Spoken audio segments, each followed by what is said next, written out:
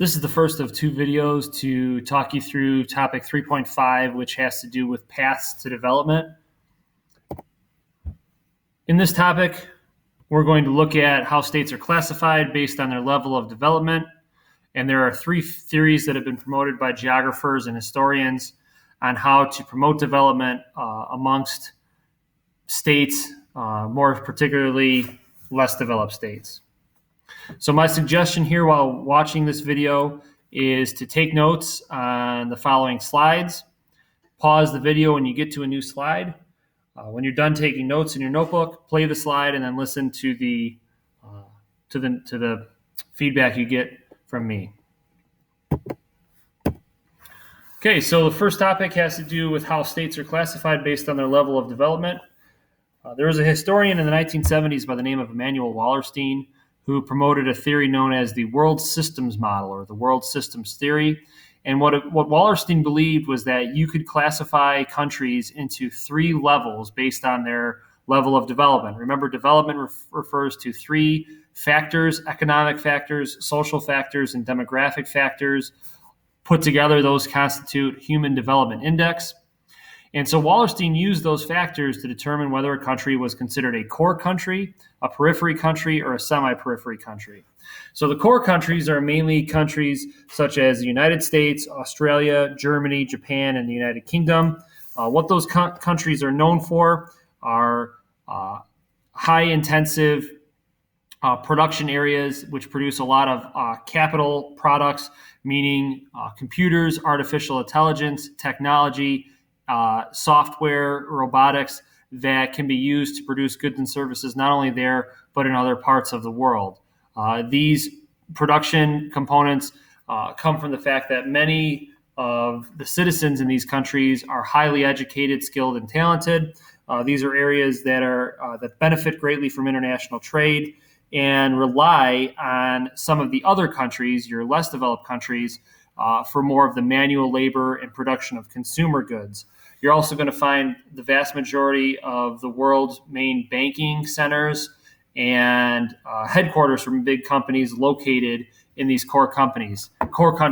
So, for example, Nike, Amazon, Chase Bank, Google, all of those companies locate their headquarters mainly in core countries.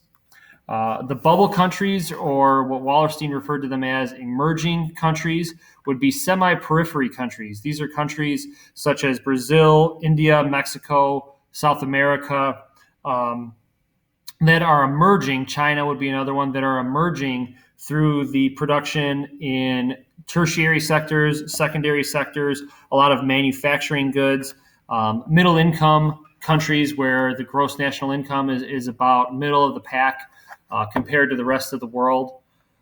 So like if you try to project 20 to 30 years from now, many of these semi-periphery countries could be in the core. Countries like India, China, Brazil, Mexico. Peripheral countries would be countries at the bottom of the list, these less developed countries that are exploited for their cheap labor. These are countries that have somewhat corrupt or unstable governments.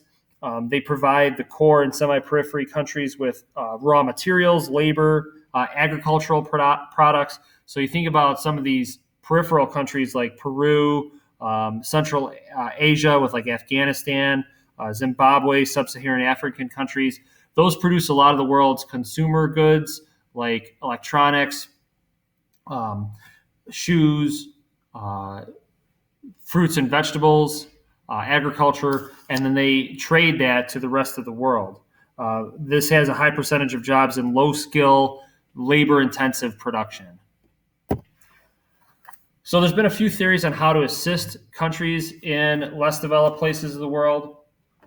The first one's known as the self-sufficiency model. So the self-sufficiency model holds that a country who embraces this model is a country that depends entirely on businesses and production within its borders. It's self-sufficient. It doesn't need anybody else's help. And so in order to encourage people to support those businesses and buy goods and services from the domestic businesses, the government plays a big role here. And what they do is they put quotas or tariffs on businesses, taxes. If you, for example, wanted to buy, if the United States was a self-sufficient economy, which it's not. The United States it relies on trade, but if it was self-sufficient, life in the United States would look like this. If you wanted to buy something from Japan or China, you would have to pay a heavy tax. If you wanted to start up a business in another country, you would have to pay a licensing fee. There's only a certain limit on how many goods and services Americans could buy from other countries. That's the self-sufficiency model. The incentive behind it is to make people buy things from businesses here, support businesses here, because those taxes and quotas on outside countries and companies encourage domestic investment, domestic spending on domestic goods and services. So it sounds good, and it's true. President Trump's administration has moved towards this with tariffs to try and level the playing field between the United States and China and other places in the world. Here's the problem. Many economists and geographers would tell you that the problem that exists with countries that use the self-sufficiency model is that it leads to some problems within the country, such as if you were a business that operated within the borders of a self-sufficient economy and you knew people had no choice but to buy your good or service. Say you made cars and you knew that you were the only domestic business that made cars. Knowing that you were the only one that made cars and people would have to buy their cars from you, you could jack up the price of the car and you wouldn't really have to put much into the car. Regardless of whether the car was high quality or low quality, people have to buy it. They have no competition. So this goes against some of the basic rules of economics, in that basic economic rule holds that the more competition there is, the lower the prices that there are for consumers, and the better the competition and the quality of the service. So if you get rid of competition, the quality of the service is going to decrease, which has a terrible impact on consumers, and the prices are going to go up, which is a double whammy. It also has a negative impact on consumers. Some other problems associated with this is that countries who use the self-sufficiency model, India was one, they are out of it now, but at one time, India had to heavily tax their own people, because as businesses foreclosed or defaulted or went bankrupt, governments would have to step in and make sure that these businesses would stay in business. They would give them money called a subsidy. That's what it means by government subsidize some industries. It would give them money to stay afloat, knowing that if that firm went out of business, there would be no other provider of the good or service. So this leads to heavy taxes because the government needs money to subsidize businesses. And the government is essentially, in this case, choosing winners and losers. They're helping people out, and they're picking winners and losers, when most geographers and economists would say that this should be left to the free market. It should be left to the consumer to make that choice and to encourage competition. The alternative to this is something known as the international trade model. So the international trade model holds that instead of depending just on businesses within your community, your boundaries, you should do what you do best, whether it's growing fruits and vegetables. In the United States, it's producing artificial intelligence, high-tech software and computer products. Use that advantage, that comparative advantage, and trade it for things you're not as good at. So, for example, the United States makes a lot of high-tech goods and services, robots, automated equipment here, and then trades that equipment, sells it to other countries in exchange for electronics, for shoes, for clothes, for textiles, for fruits and vegetables, for coffee and tobacco, things that other countries are good at.